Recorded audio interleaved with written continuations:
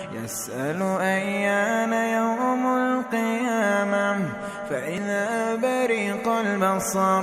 وخسف القمر وجمع الشمس والقمر يقول الإنسان يومئذ أين المفر كلا لا وزر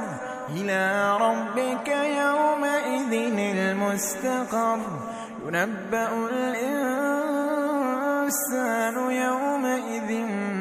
بما قدم وأخر بل الإنسان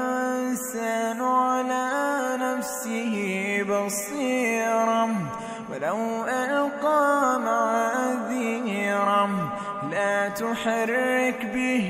لسانك لتعجل به